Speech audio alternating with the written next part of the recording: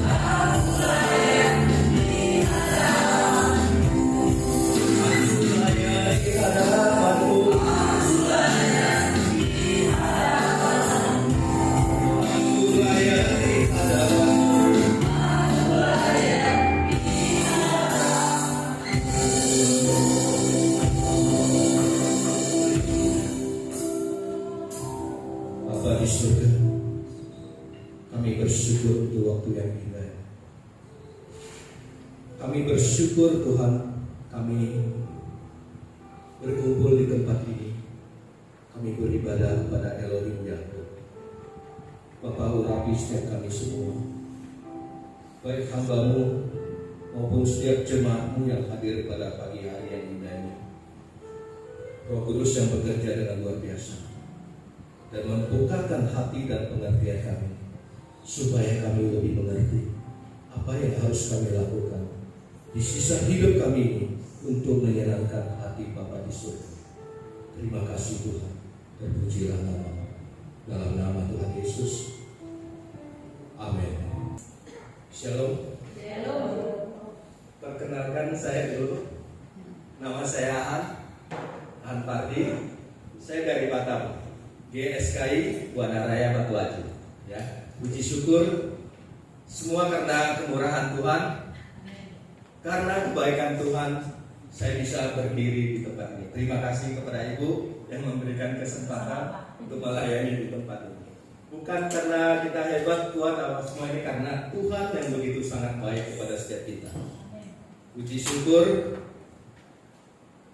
walaupun hujan di luar sana, tapi kita tetap semangat untuk menghadiri ibadah pada pagi hari ini. Saya percaya apa yang kita lakukan pada pagi hari ini tentu tidak akan sia-sia. Percayalah, Tuhan akan menandai kita. Tuhan akan menandai setiap kita yang hadir pada pagi hari ini, karena kita terobos hujan untuk supaya dapat beribadah kepada Dia. Ya, tema yang akan saya sampaikan yaitu tetaplah kerjakan keselamatanmu. Tetaplah kerjakan keselamatanmu. Di sisa hidup kita ini, kita harus memperkarakan, baik yang sudah berumur ataupun yang masih muda. Jangan berpikir saya masih muda dan waktu saya masih banyak. Tidak. Kita sudah banyak mendengar dan melihat begitu banyak anak muda bahkan remaja yang meninggal secara mendadak dan tiba-tiba tanpa sebab akibat maupun dengan penyakit dan mereka derita. Jadi kita harus memperkarakan sisa hidup kita ini. Apakah setelah kita meninggalkan dunia ini, dan apakah setelah kita menutup mata kita ini, kemana kita harus pergi? Di mana harus kita mendarat? Di mana harus kita capai tujuan itu? Apakah kita masih tetap mau tertinggal di dunia ini yang akan hangus, atau ke surga atau langit yang baru dan bumi yang baru yang telah Tuhan sediakan bagi kita? Ini yang harus kita perkarakan selagi sisa waktu kita masih ada dan Tuhan berikan kepada kita. Kita bersyukur kita di wadah dan payung yang sudah membawa kita ke arah yang sangat benar. Yang sangat benar. Jadi kita harus perjuangkan, ya. Bapak Ibu Aceh Aini, ya, yang mungkin sudah, saya senang dengan mereka karena mereka juga antusias, ya. Yasojin air. Jadi kita harus, tentu kita bertanya, bukankah Tuhan Yesus sudah datang ke dunia ini? Pada Desember yang lalu kita merayakan hari Natal, hari kelahiran kedatangan Tuhan Yesus. Bukankah Tuhan Yesus sudah datang dan membayar segala lunas dosa kita di kayu salib? Tentu ini yang menjadi pemikiran dan yang ada di dalam benak kita. Betul. Tanpa kedatangan Tuhan Yesus, kita tidak semua akan sia-sia. Kita semua pasti dipastikan akan binasa. Semua dipastikan akan binasa. Dengan kedatangan Tuhan Yesus, semua kita, dosa kita dibayar lunas di kayu salib. Di kayu salib sudah dibayar lunas. Dan tentu bagian Tuhan yang Tuhan kerjakan sudah selesai. Bagian yang Allah kerjakan sudah selesai di kayu salib. dengan membayar semua dosa pelanggaran kita. Nah, sekarang bagian kita. Bagian yang harus kita lakukan. Selama ini kita sudah terlalu jauh dibohongi dan ditipu oleh iblis. Kalau Tuhan Yesus sudah membayar lunas segala dosa pelanggaran kita, sehingga kita tinggal menunggu waktu menutup mata ataupun meninggal, maka kita dipastikan akan masuk ke surga. Ini yang harus kita pelajari pagi hari ini. Mari buka hati dan pikiran kita. Bukan seperti ini selama ini yang kita pahami. Kenapa? Ingat, sejak manusia pertama jatuh dalam dosa, kodrat dosa dan natur dosa yang masih ada melekat pada diri kita, ini belum sepenuhnya mati dan masih ada, masih melekat pada kita. Maka ini yang harus kita perjuangkan. Jangan berpikir Tuhan Yesus sudah di kayu salib dan selesai, maka saya tinggal nunggu mati dan akan masuk surga. Ini adalah pemikiran yang selama ini mungkin kita salah. Maka bagian kita adalah kita harus kerjakan keselamatan ini. Kerjakanlah keselamatan ini. Kita harus kerjakan bagian Tuhan yang tadi saya sampaikan sudah selesai di kayu salib. Maka sekarang bagian kita yang harus kita kerjakan. Maka bagian kita yang harus kita kerjakan dengan apa? Kita harus berjuang mematikan kodrat dosa kita. Natur dosa kita yang sangat melekat ini harus kita matikan. Karena firman Tuhan berkata, ya, sekecil apapun, sekecil titik kecil pun engkau masih memiliki dosa, maka jangan diharapkan bisa masuk ke dalam kerajaan surga. Hal kerajaan surga bukan hal murahan, bukan hal gampangan. Maka kita harus pahami, untuk mencapai sesuatu yang luar biasa, kita harus berjuang dengan luar biasa. Bukan hal yang gampangan. Ini hal yang harus kita capai dengan perjuangan. Tidak ada satu pencapaian yang luar biasa yang kita dapatkan dengan gampang, dengan murah. Begitu juga dengan saat kita mau masuk ke perguruan tinggi yang terkenal. Saya percaya setiap ujian tahap demi tahap yang kita ikuti juga tidak segampang universitas yang biasa-biasa. Nah, begitu juga dengan hal kerajaan surga. Bukan hal yang gampangan. Jangan anggap remeh dengan kekekalan kita. Selagi kita masih diberi kesempatan sampai pagi hari ini, kita masih diberi kesempatan napas maupun kehidupan, mari kita perkarakan hal ini. Apakah siapa yang bisa menjamin sampai besok, minggu depan ataupun tahun depan masih hidup? Saya pikir tidak ada satu orang pun berani menjamin.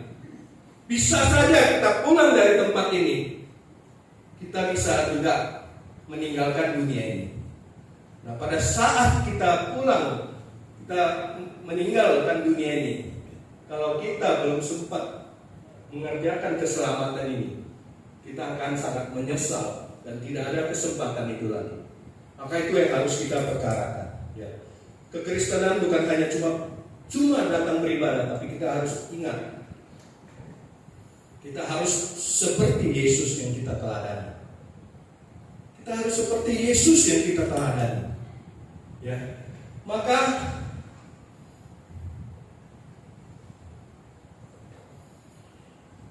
kita tampilkan dulu Filipi 2:12. Hai saudara-saudaraku yang kekasih, kamu senantiasa taat. Karena itu tetaplah kerjakan keselamatanmu dengan takut dan gentar. Bukan saja seperti waktu aku masih hadir, tetapi terlebih pula sekarang waktu aku tidak hadir. 13. Karena Allah yang mengerjakan di dalam kamu baik kemauan maupun pekerjaan menurut kerelaannya. Lakukanlah segala sesuatu dengan tidak bersungut-sungut dan berbantah-bantahan, supaya kamu tiada beraib dan tiada bernoda, sebagai anak-anak Allah yang tidak bercela di tengah-tengah angkatan yang bengkok hatinya dan yang sesat ini, sehingga kamu bercahaya di antara mereka seperti bintang-bintang di dunia. Tetapi sekalipun darahku dicurahkan pada korban dan ibadah imanmu, aku bersukacita dan aku bersukacita dengan kamu sekalian. Dan kamu juga harus bersukacita. Demikian dan bersukacitalah dengan aku. Ini adalah pesan Paulus kepada jemaat di Filipi. Saya percaya pada masa itu jemaat Filipi juga seperti kita, yang beranggapan Tuhan Yesus sudah membayar lunas segala dosa pelanggaran di kayu salib, sehingga hanya menunggu kematian dan dipastikan masuk surga. Maka ini yang dipesankan Paulus kepada jemaat di Filipi. Dan saya percaya ini juga yang Paulus pesankan kepada jemaat GSKI Lighthouse di Tanjung Pinang ini. Jadi kita harus tanggapi firman Tuhan. Mari kita harus kerjakan, perkarakan setiap saat. Karena hal surga, langit baru, bumi baru, bukan hal yang gampangan yang setiap orang bisa masuk. Tidak. Bukan hal yang gampangan. Jangan berpikir saya sudah sinia soalnya dan saya pasti akan ke gentongnya. Ya, ingat, belum tentu. Kalaupun lansin ya soalnya percaya Tuhan, tapi hidup kita masih tidak sesuai apa yang Tuhan kehendaki, tidak menyenangkan hati Bapa. Tuhan Yesus sendiri yang berkata, saya tidak mengenal engkau, karena yang dapat masuk ke kerajaan surga yaitu yang melakukan kehendak Bapa di surga. Maka kita koreksi diri kita. Apakah saya sampai hari ini, hidup saya sudah melakukan apa yang menjadi kehendak Bapa, yang menyenangkan hati Bapa? Kita sudah terlalu kadang sibuk dengan pekerjaan, dengan pelayanan yang tidak menentu, tapi kita lupa. Apakah sudah menyenangkan hati Bapa? Apakah saya sudah menyenangkan hati Bapa? Karena Tuhan Yesus yang menekankan, yang dapat masuk ke kerajaan surga adalah yang melakukan kehendak Bapa. Maka kita harus camkan, harus perhatikan, saya hidup sampai hari ini, apakah saya sudah melakukan apa yang menyenangkan hati Bapa, atau masih melukai hati Bapa? Mari kita perkarakan bersama-sama. Mari kita perkarakan bersama-sama. Ya.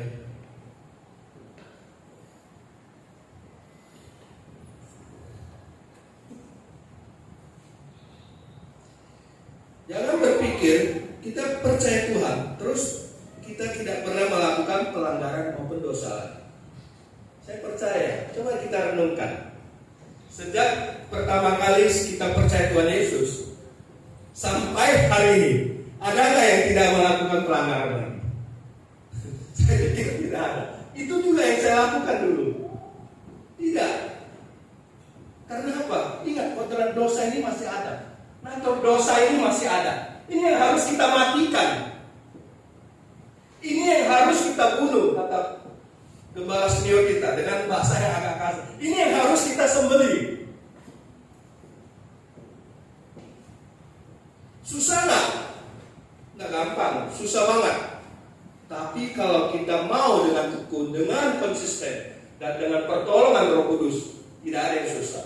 Pasti kita dimampukan hari demi hari. Hari demi hari kita akan di-upgrade terus. Makanya pada saat kita percaya Tuhan Yesus, itu yang saya rasakan. Waktu pertama menerima Tuhan Yesus, masih kasih mula-mula itu yang begitu sangat tinggi. Saya percaya semua pasti sungguh-sungguh. Dosa apapun yang malaikat pasti kita hindari. Tapi seiring berjalan waktu, ingat, seiring berjalan waktu, kita pasti ada seperti grafik. Pada saat baru percaya, grafik ini naik terus, naik. Tapi seiring berjalan waktu, saya percaya mungkin 1 tahun, dia akan mulai menurun. Di saat menurun ini, ingat, dosa sudah mulai datang. Dan tidak mungkin kita tidak ikuti apa yang dosa ingin kita lakukan. Nah ini yang harus kita perhatikan. Jangan berpikir hari ini saya sudah terima Tuhan Yesus, saya dengan hati percaya mulut mengakui, terus saya pasti diselamatkan. Itu adalah pemikiran yang salah. Maka pagi hari ini kita harus buka pikiran kita. Kita juga harus berjuang, karena bagian Tuhan sudah selesai dikerjakan. Sekarang bagian kita yang harus kita kerjakan. Sampai kapan kita mengerjakan ini? Sampai kita meninggalkan dunia ini. Tidak ada hari outnya. Sampai kita meninggalkan dan menutup mata. Beratnya mengikut Tuhan Yesus. Saya mau katakan sangat berat. Tapi di dalam keberatan ini kita akan mendapatkan satu hal yang luar biasa, yaitu mahkota kehidupan di langit yang baru dan bumi yang baru. Nanti tidak ada yang sia-sia kita perjuangkan.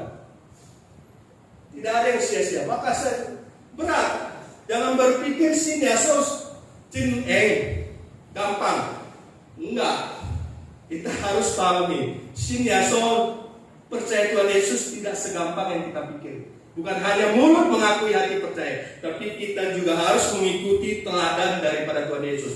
Apa yang Tuhan Yesus lakukan selama hidupnya, itu yang harus menjadi contoh kita dan kita harus lakukan. Kita harus teladani. Maka hari ini kalau kita tidak membaca firman Tuhan, jangan ngomong kita bisa mengikuti teladan daripada Tuhan Yesus.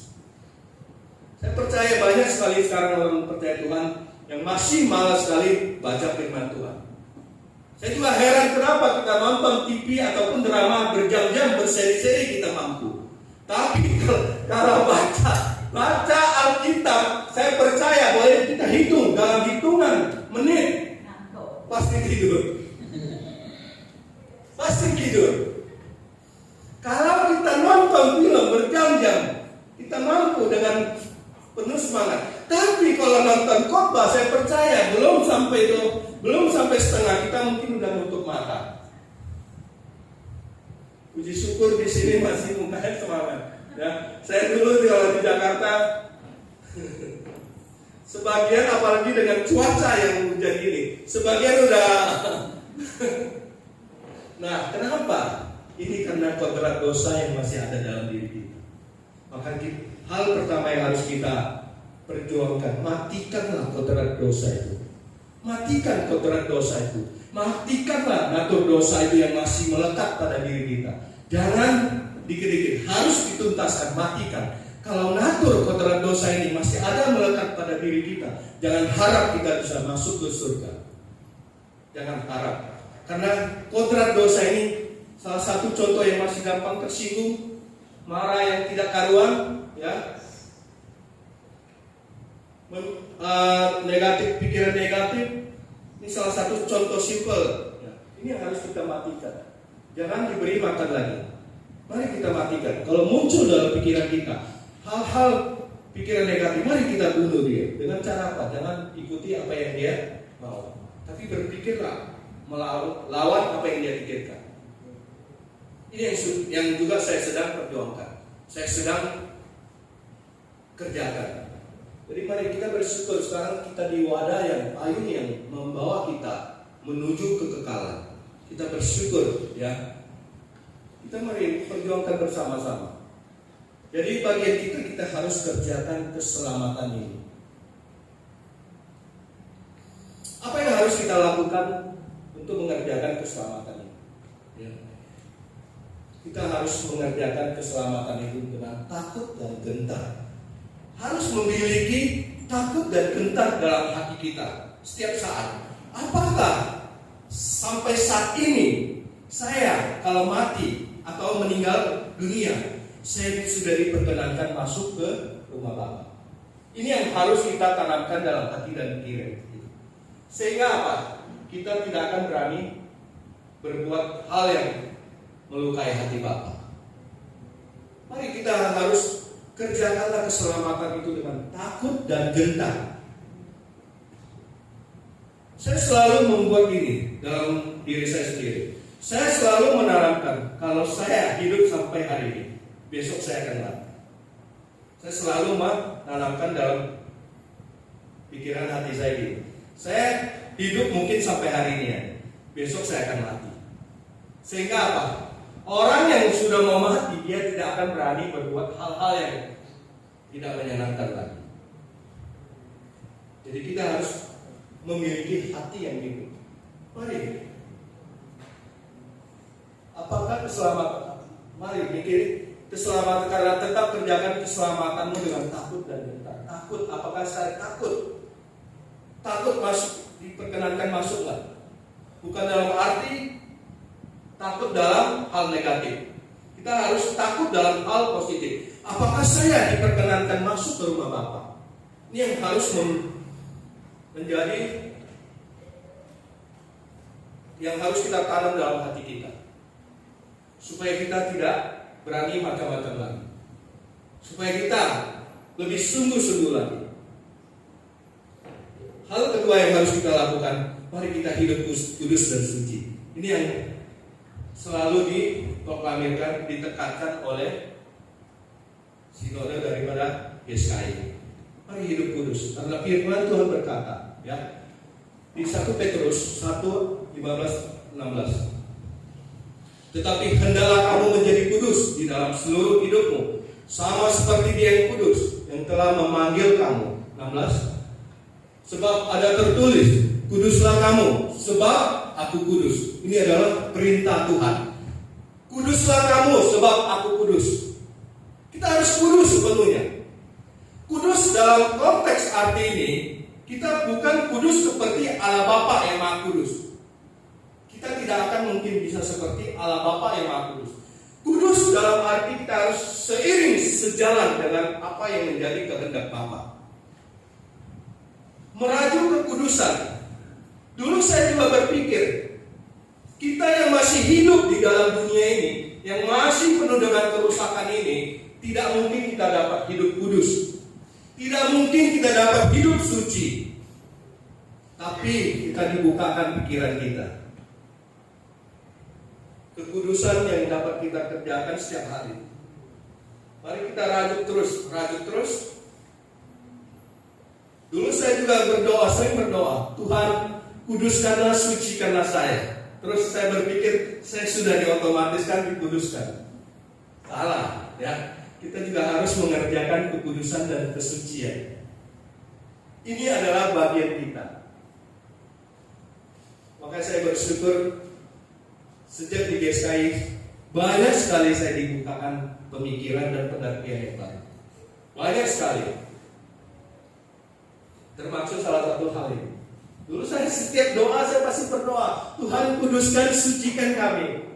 Saya pikir setelah berdoa itu saya pasti sudah kudus, sudah suci. Tapi tidak seperti itu. Ya, kita harus merajuk kekudusan kita.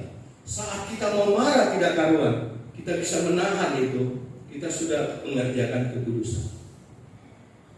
Kita sudah mengerjakan kekudusan. Saat kita diberi tanggung jawab untuk melayani di tempat ini, kita mengerjakan dengan baik. Kita juga sudah mengerjakan kekudusan.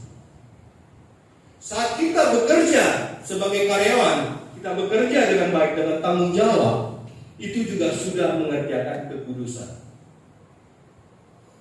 Seorang pelajar juga, saat dia belajar dengan baik, sekolah dengan baik, dia juga sudah sedang mengerjakan kekudusan. Jadi arti kekudusan kita harus mengerti dengan baik. Bukan menuntut kita kudus sekudusnya seperti Allah Bapa di surga. Kita tidak akan dapat sekudus-kudusnya seperti Allah Bapa di surga. Kekudusan yang Tuhan tentukan bagi kita ada standarnya. Tentu setiap orang kita berbeda-beda standar kekudusan kita.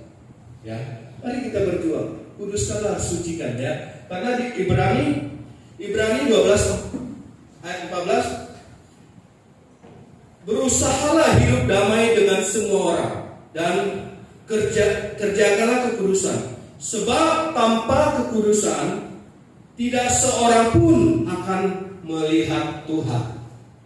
Firman Tuhan berkata, tanpa kekudusan tidak seorang pun akan melihat Tuhan. Artinya apa? Tanpa kekudusan tidak ada seorang pun akan dapat masuk ke surga. Maka ini sangat ditekankan. Kita harus kudus, sekudus-kudusnya, sesuci-sucinya. Mulai saat kita masih hidup ini. Mulai saat kita masih hidup ini, mari kita hidup sekudus-kudusnya. Bukan hanya kita mengangkat tangan, Bapa kuduskan saya, terus kita kudus. Tidak ya, kita harus kerjakan. Nah, dalam mengerjakan kekudusan ini, kita juga sedang mematikan kodrat dosa ini.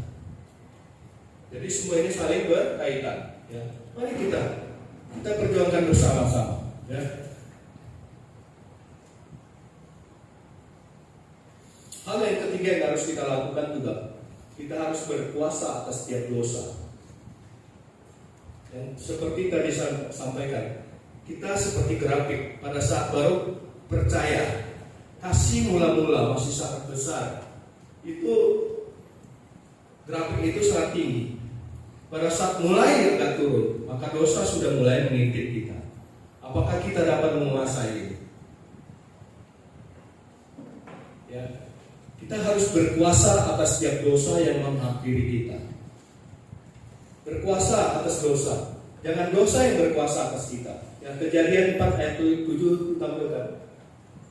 Apakah mukamu tidak akan berseri jika engkau berbuat baik? Tetapi jika engkau tidak berbuat baik, dosa sudah mengintip di depan pintu. Ia sangat menggoda engkau. Tetapi engkau harus berkuasa atasnya. Firman Tuhan ya kepada Kain. Percayalah sebagai anak-anak Tuhan, saat kita percaya Tuhan Yesus sebagai Tuhan dan Juru Selamat kita, Roh Kudus sudah diberikan kepada kita. Maka pada saat dosa sudah mulai mengintip kita, percayalah Roh Kudus akan selalu mengingatkan kita.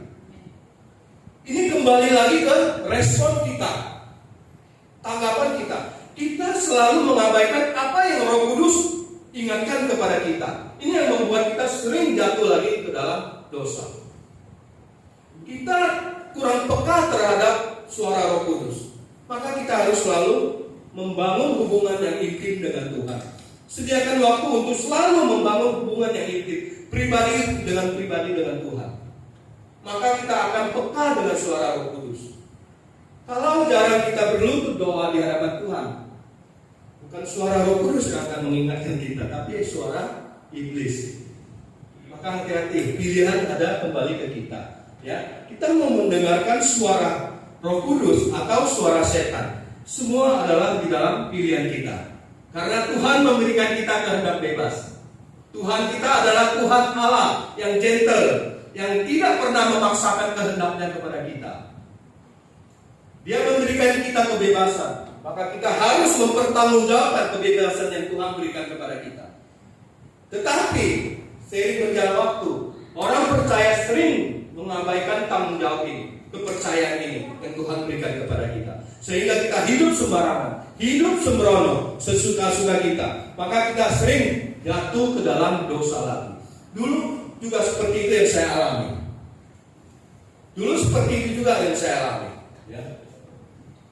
Saya juga bukan orang benar.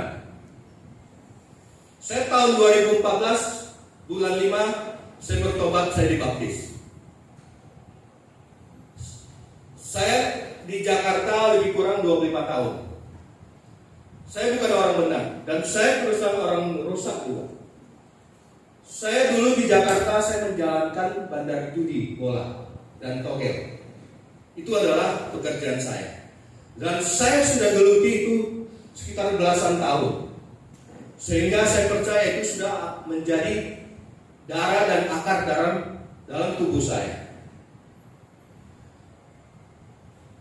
Tahun 2014 saya mulai dijamah. Saya percaya. Saya percaya Tuhan. Saya dibaptis bulan 5 Mei tanggal 25 2014. Maka waktu pertama kali setiap ada kegiatan apapun di gereja, saya tidak pernah tidak ikut. Mau doa semalaman dari jam 9 sampai jam 2 malam, jarak tempuh dari rumah saya ke gereja itu lebih kurang hampir 1 jam, saya juga ikut. Karena saya ingin tahu, saya sudah tahu Tuhan yang benar yang saya ikuti, yang saya percaya sekarang. Saya mau kejar, saya mau kejar terus. Maka mau doa semalaman, mau doa puasa, doa apapun itu, saya tidak pernah tinggal, tidak pernah absen. Kenapa? Karena kasih mula-mula itu lagi naik-naiknya, lagi grafiknya lagi tinggi-tingginya. Terus seiring berjalan waktu, pernah nggak saya melakukan dosa? Pernah. Kalau bohong, kalau saya bilang tidak. Pernah. kita buat, itu kita belum merasa ada bersalah. Ini yang saya ingat. Tapi sekarang, sejak kita di wadah ini, kalau mau berbuat dosa, saya tidak berani lagi. Ada satu kekuatan yang selalu menghalangi saya. Saya juga bingung. Susah diceritakan dengan kalimat.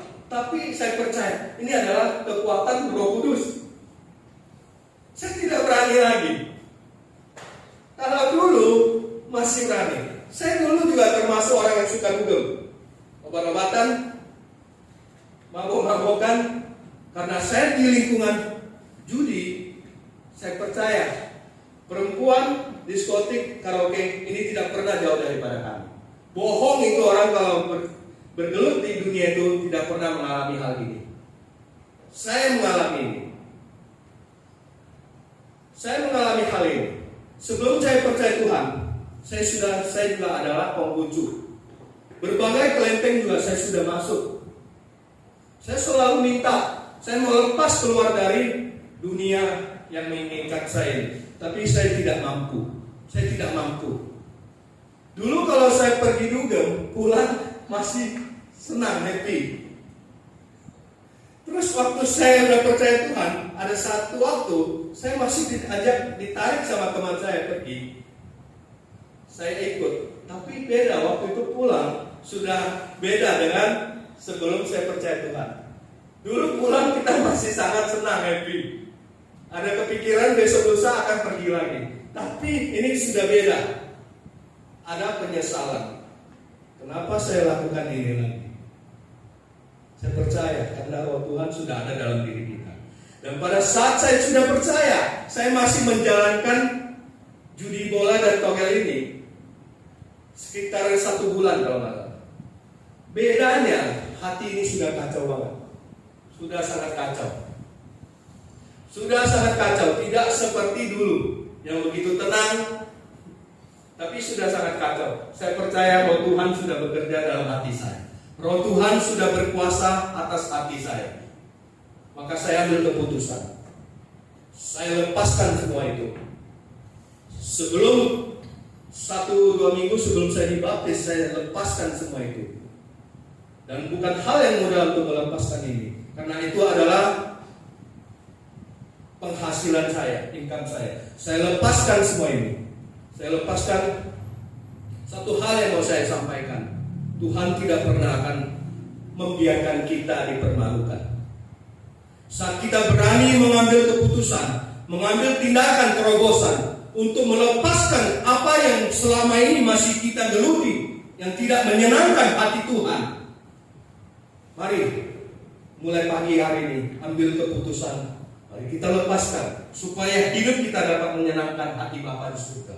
Saya berani berkata di depan ini karena saya sudah alami. Saya sudah lewati. Saya lepaskan semua itu dengan kehidupan di Jakarta yang biaya hidup yang sungguh sangat tinggi. Dan otomatis saya lepaskan seluruh pendapatan saya, penghasilan saya, 0. Tapi luar biasa Tuhan pelihara saya selama hampir 3 tahun.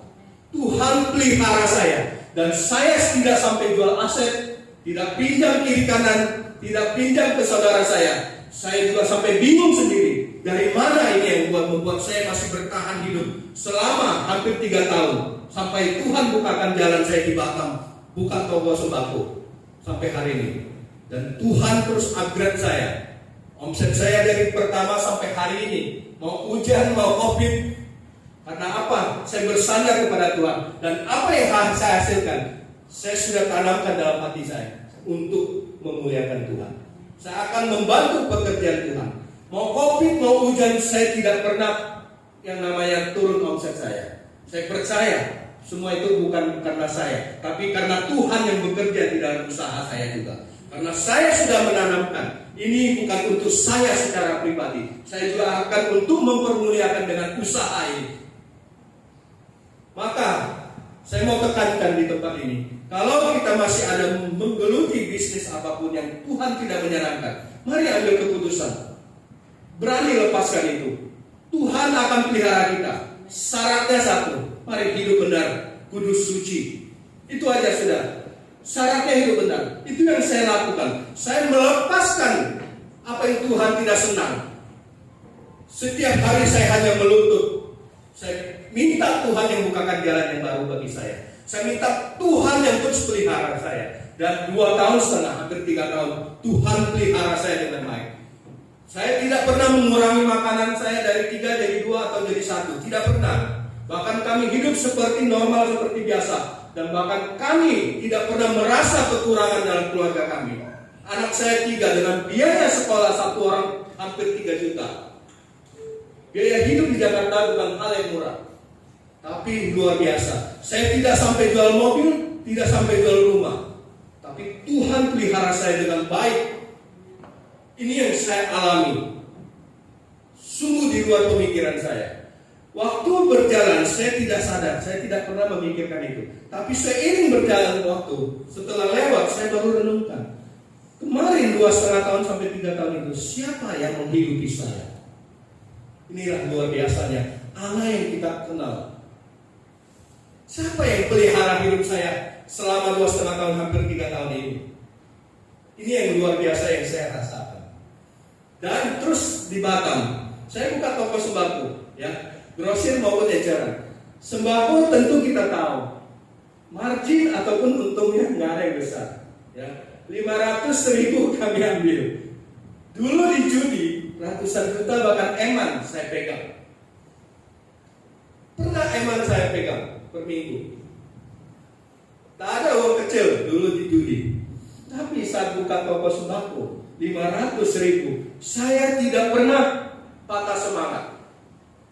Saya tidak pernah berkecil hati. Nah ini satu hal lagi yang buat saya terkagum akan karya Tuhan kita. Saya tidak pernah patah semangat. Saya tetap semangat walaupun 500.000 yang kami kumpulkan. Tapi puji Tuhan, saya sampai bingung. Ini kekuatan dari mana yang saya rasakan? Dan saya percaya semua ini dari kekuatan dari Tuhan. Jadi saya tekankan, saya sampaikan, intinya dalam kehidupan ini, mari kita hidup benar. Hidup benar. Hidup kudus. Coba periksa, koreksi diri kita. Apa yang selama ini yang masih saya lakukan, saya hidupi, yang melukai hati Tuhan. Mari koreksi diri kita. Mari kita berjuang hidup benar.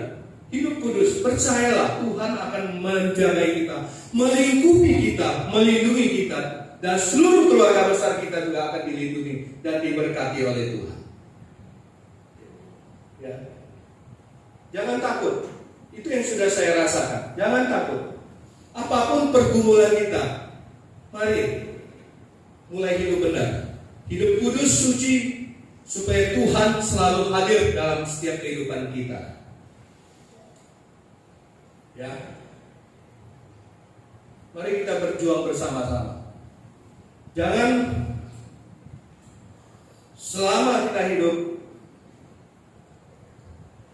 terus ujungnya kita tertinggal. Ini akan sangat disesalkan. Tujuan kekristenan kita adalah langit baru dan bumi yang baru.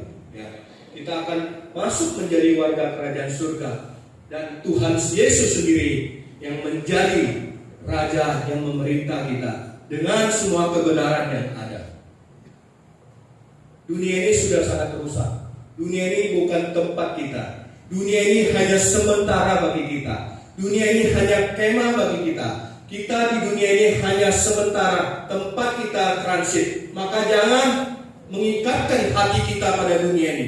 Baik apapun hobi, kesenangan apapun itu, mari jangan mengikatkan hati kita pada dunia ini. Dunia ini bukan tempat kita. Pada akhirnya dunia ini akan hancur dan binasa, akan menjadi api kekal. Maka kita harus pastikan apakah kita akan tetap tinggal di dalam dunia ini, atau kita menuju langit yang baru dan bumi yang baru bersama dengan Tuhan kita, Yesus Kristus. Ini yang harus menjadi tujuan, tugas dan ujian kita. Setiap kita pribadi, lepas pribadi, mari kita perkarakan hal ini. Selagi masih ada sisa waktu hidup kita, Tuhan memberikan kita kesempatan. Mulai saat ini, mari kita ambil keputusan. Teroboslah. Apa yang masih belum berkenan kepada Tuhan, mari kita terobos. Kita perbaharui hidup kudus, suci, tak bercacat celah. supaya saat kita menutupkan mata, Tuhan mempersilakan kita, memperkenankan kita masuk ke dalam rumahnya, sehingga kita bersama-sama dengan Tuhan Yesus. Amin. Jadi mari, bagian Tuhan sudah selesai, dan bagian kita juga harus kerjakan. Kita harus kerjakan bagian kita, yaitu kita harus kerjakan keselamatan itu dengan takut dan gentar. Maka seterusnya kita juga harus hidup kudus sekudus-kudusnya dan sesucinya, supaya saat kita menutup mata, Tuhan mendapatkan kita telah kudus seperti standar yang Tuhan tentukan. Dan mari, setiap dosa yang menghampiri kita, percayalah, dengan ada pertolongan Roh Kudus, kita akan dimampukan. Bukan hanya kita menghindari dosa, tapi yang terpenting, jangan sampai ada. Kita harus berjuang sampai hasrat berbuat dosa ini tidak ada. Hasrat untuk berbuat dosa ini tidak ada lagi. Itu baru yang terpenting. Bukan hanya menghindari, tapi hasrat dalam hati ini untuk berbuat dosa sudah mati. Ini yang harus kita perjuangkan bersama-sama. Sekali lagi, dunia ini bukan tempat kita. Dunia ini bukan tujuan kita. Bukan artinya terus kita santai dan cuek dengan kehidupan kita. Kita juga harus mempertanggungjawabkan apa yang menjadi bagian kita. Kita harus pertanggungjawabkan semua itu. Apa yang menjadi tugas pelayanan kita juga harus kerjakan dengan maksimal. Bukan karena dunia ini bukan tempat kita asal-asalan, kita santai-santai, tidak. Kita akan terus dengan maksimal mengerjakan apa yang sudah dipercayakan kepada kita. Supaya apa?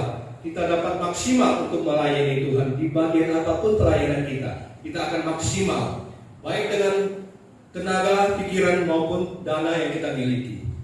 Puji Tuhan, kiranya firman Tuhan yang saya sampaikan sampai di sini, kiranya Tuhan memberkati kita dan kita semua akan mencapai langit baru dan bumi yang baru. Amin. Mari kita berdoa. Bapa di surga, kami bersyukur kepadamu ya Tuhan atas waktu ini. Kami percaya Tuhan, Engkau begitu mengasihi gereja-Mu di tempat ini. GSKI Lighthouse Tanjung Pinang, kami serahkan gereja ini ke dalam tangan kasih-Mu Bapa. Biarlah kami terus mengerjakan keselamatan kami ya Tuhan.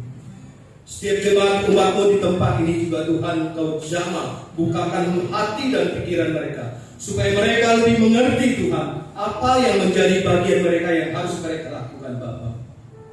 Tolong kami ya Tuhan. Kami butuh Roh Kudus yang memimpin menuntun kami. Kami butuh kuasa Roh Kudus yang terus memampukan kami. Terima kasih Tuhan. Siap jemaat umat-Mu di tempat ini, Engkau berkati Tuhan. Apapun menjadi pergumulan persoalan hidup mereka, kami percaya Tuhan izinkan semua itu terjadi, untuk biarlah mereka semakin mengalami Tuhan secara pribadi. Bapa, kami juga berdoa untuk gereja-Mu di tempat ini. Kiranya Engkau terus mengurapi gereja-Mu ini, dan Engkau memberkati gereja-Mu ini. Apapun menjadi visi-misi dan rencana gereja-Mu ini, Engkau turut campur tangannya Tuhan. Berkati seluruh pelayan di tempat ini, dan khususnya Ibu Gembala yang ada di tempat ini juga. Tuhan urapi dengan hikmat yang melipat dari surga turun atas hamba-Mu ini. Biar semakin hari dia Tuhan, semakin dengan kekuatan yang turun dari surga untuk melayani Tuhan, mengembalakan domba-domba di tempat ini ya Tuhan. Terima kasih Tuhan, terpujilah nama-Mu. Hamba-Mu telah selesai menyampaikan firman isi hati-Mu. Biar Roh Kudus yang terus bekerja di dalam setiap hati jemaat umat-Mu.